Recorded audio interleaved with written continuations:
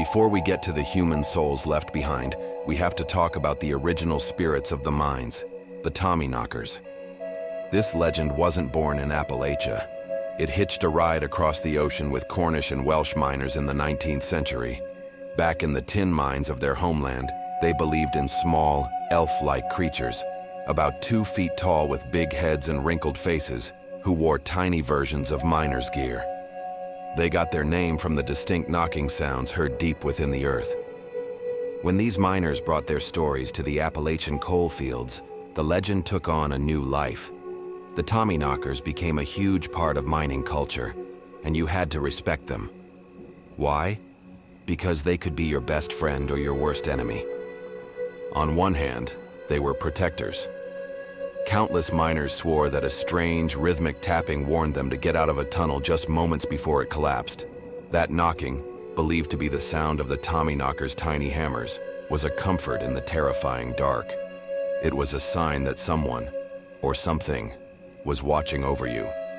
But they were also notorious pranksters. A missing tool, a bite stolen from your lunch, a lantern suddenly extinguished, plunging you into total darkness. It was all blamed on the Tommyknockers. To stay on their good side, miners developed rituals. They'd leave offerings like the last bite of their lunch, tossed into a dark corner of the mine as a thank you and a plea to keep them safe. Over time, the legend changed. Appalachian miners started to believe the Tommyknockers weren't just ancient earth spirits, but the ghosts of miners killed in past accidents. These spirits stayed behind, still working, to warn their living friends of the dangers that had claimed them. It was a way to cope with the loss, to feel like their fallen brothers were still there, looking out for them. It turned the natural creaks and groans of a mine from random scary sounds into a language of survival.